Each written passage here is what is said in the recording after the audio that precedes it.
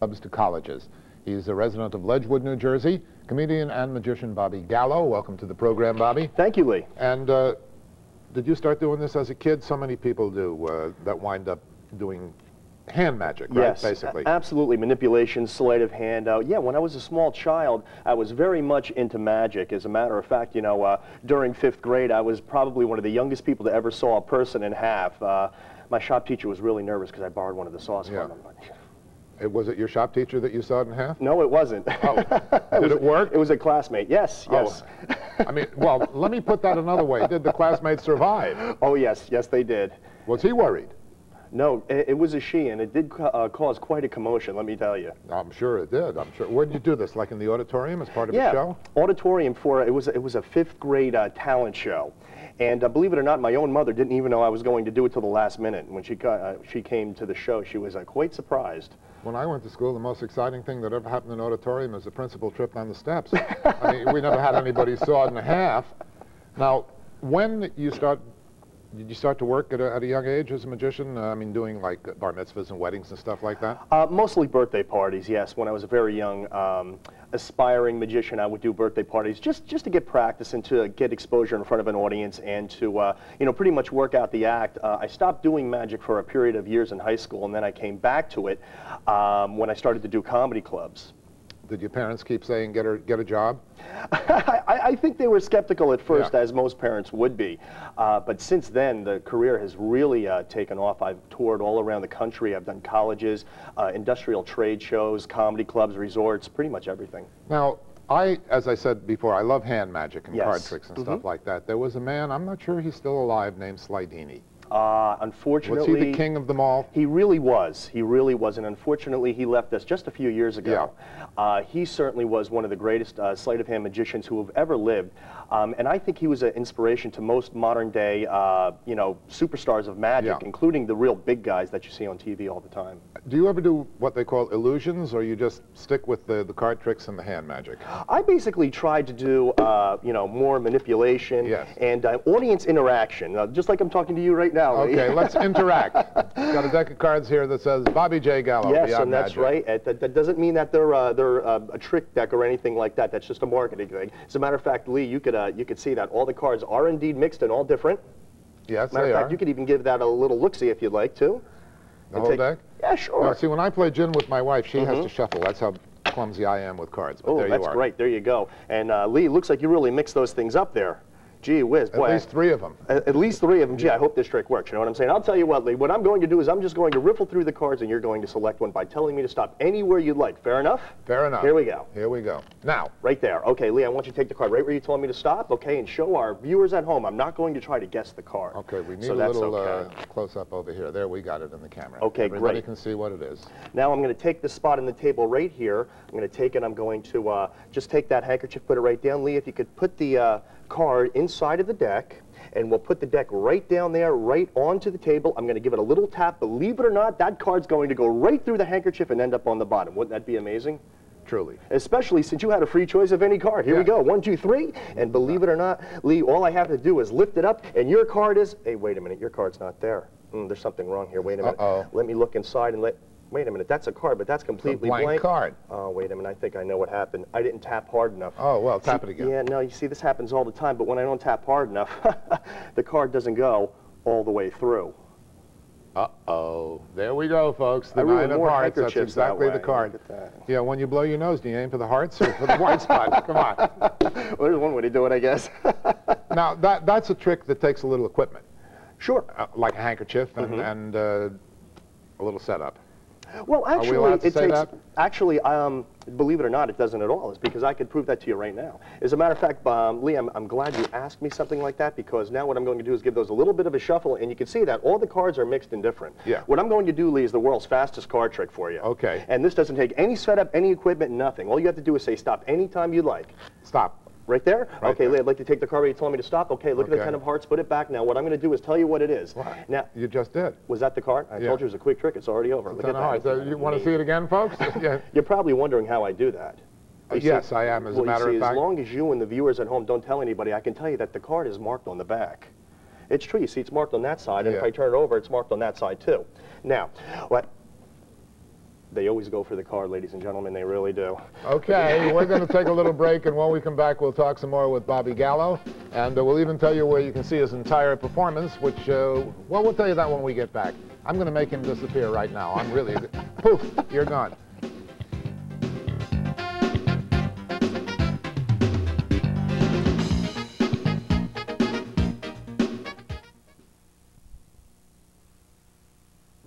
Welcome back to Jersey's Talking, and we are talking with comedian slash magician Bobby Gallo. It's Slash Gallo is with us, folks, and you're going to be appearing at the Fernwood Resort this weekend? That's correct, yes, yes. And the people could come and see me. They'll see me get out of a straitjacket, interact with the audience, do my famous X-ray eyes routine, and it'll be a lot of fun. That's, you do escapes? Sure, absolutely. Wonderful. September the 14th. Oh, it's not, when is September 14th? A week from tomorrow, yes. A week from Saturday, September 14th, 10 o'clock at the Fernwood Country Club and Resort in Bushkill, Pennsylvania. And if you want to make reservations, it's 717-588-9500. I asked Bobby if Mary Hartman still lived in Fernwood, because that was the name of that town. Yes, that's right. Where Mary Hartman lived. Now, how long an act do you do when you're appearing on stage? I'll do at least an hour at the resort, but my acts range anywhere from a half hour to an hour and a half. Well, how do you fill an hour and a half? It's you have to do more easy. than make a card disappear. Boy, isn't that the truth? Yes. Yes. Well, you know, I open up with some classic sleight of hand and manipulation, and people usually like that because it does show some degree of skill. Then we go into some mind reading, some comedy, ESP, and you know, we close with some larger things like the straitjacket escape. If you really want to do a long act, don't get out of the straitjacket so quickly. It's a good idea. Now, Houdini was the great escape artist of all time, I guess. Has Certainly, anybody ever certainly. matched some of the things he's done? There are a great many modern-day escape artists, but the thing you'll really never match is the fact that Houdini did it back in a time when there was no technology, so everything he did was genuine. I mean, he really had to get out of some of those restraints that you saw him put in. I mean, they actually threw him into a river chained to a safe and things like that. It wasn't in the safety of a TV studio. It was into a river. That's right, and there was no scuba divers back then either to rescue him should he fail. Well, he was an astonishing physical specimen. Yes, I read quite a bit about Houdini. I mean, he could swallow a spool of thread and a packet of needles and thread the needles in his mouth. That's right. I mean, not swallow them, but put them in his mouth and pull them all out threaded. Well, believe it or not, I'm, you know, so happens that you say that. I do the same trick except I use razor blades. Stick your tongue out. I mean, while you're talking, you obviously do it successfully. Show me another trick. Show you another trick. Okay, great. As I said, I love sleight of hand. I'm going to show you a trick this time, except I'm going to show our viewers right here at home. And what I'm going to do is all I'm going to use is a dollar bill. Okay. Now, what I'm going to do is I'm going to take a dollar bill. And one of my most requested tricks is, can you take a dollar bill and turn it into 100?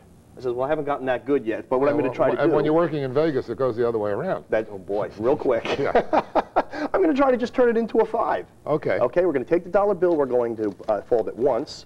We're going to fold it twice. We're going to fold it 3 times. Give it a little shake just like that. Now, Lee, I'm going to take it, and I'm going to unfold it, and you'll see it turns inside out. You know, I lose more dollar bills that way. It costs me $1 every time I do this trick. That's not a 5, that's a 4. Yeah, that's a 4, yeah. 4 quarters, actually. Yeah. There you go. Well, what are you going to do? How did you do that? I did it very well. Are you allowed to tell anybody? What is the state of the art now on magicians revealing how they do some of their tricks? I know for a long time it was absolutely forbidden, but now some of the guys say, well, it's an illusion and this is how, and they turn it around and show you how it's done.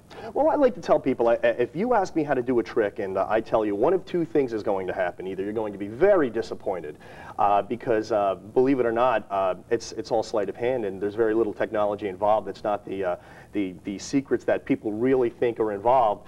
Or I tell them you're going to be up at night because you may not want to know these things. Now, if you could only do one trick, what's your absolute favorite trick? My favorite trick would be my my X-ray eyes routine, where I have some cards selected by members of the audience, and they put them in their pocket. And I blindfold myself, put the hood on, go to the opposite end of the stage, and I tell them the cards that they have in their pocket one by one. Who was the guy that did a whole act like that? Oh, there was a number. I mean, he had like a strange Arabic or Asian name. Kuda Bucks. Kuda Bucks, right. I remember Kuda Bucks. That's right. His whole act was he did a hood and with all wrapped up. He put dough on his eyes, yeah, too. right, right. See, if I did that, I couldn't follow my show with something else because I'd have dough all over my eyes. I don't really think that would But that was his entire act, was the X-ray vision. Yes, it was. Yes, it was. People would take things out of their handbags in the back of the audience and right. hold them up for a half a second. Yep. But he worked with a stooge. See, I don't do that, and I could prove it if they come to see me at the resort. I'll take them right out of the audience, and I'll do the same tricks. You got another quick card trick? Do I have another quick card trick for you? Just a real quick one for you. I saw the fastest trick in history. You saw the world's fastest card trick? The next fastest card trick. Okay, here we go. I'll tell you, Lee, here's a deck of cards. Of course, we know that they're all mixed and different. Here we go. Now, of course, you know, that takes years and years to learn how to do. Yes. Those things if just I like did that, it would be 52 pickup. But I'll tell you what, Lee, I'd like you to take any card you want, except that one. No, just kidding, it's a joke. Here you go, Lee, I want you to take that. I want you to look at that. I want you to look at that real good. Okay, here we go. Tell me to stop at any point. Stop. Okay, right there. Lee, I'd like you to take it. I'd like you to put it back just like that. Now, Lee, what I'm going to do is I'm going to give it a couple cuts just like that. Lee, do you believe your card came to the top, yes or no? Yes. You do? Yeah. Lee, is that your card? No. That is not your card. You mean your card wasn't the Jack of Spades? No. I hate it. Something else. Well, we'll put that over there. You know why, Lee? We have a 1 out of 51 chance of getting this right. Yeah, it should be. The odds keep going down each yes, time they we do. get them Each wrong. time. Actually, what was your card? The king of, one of the black kings. Maybe we should just give that one a little rub. Okay, now you can look at it. That was my card. There it is. How do you do that? You're amazing. Remind me. Thank you, sir. Never to hang around with you when I have a lot of money in my pocket, okay? Hey, we'll be a team. Do you do sleight of hand? Do you do pickpocket stuff too? Take people's watches and stuff? I don't do any pickpocket routines, basically, because I feel people think that's a real intrusion.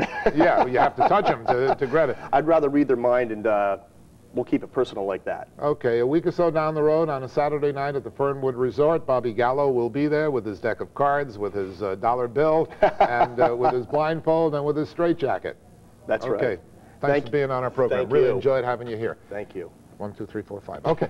Coming up after the break, we will talk about an exhibit at the Museum of American Glass with the curator of that museum.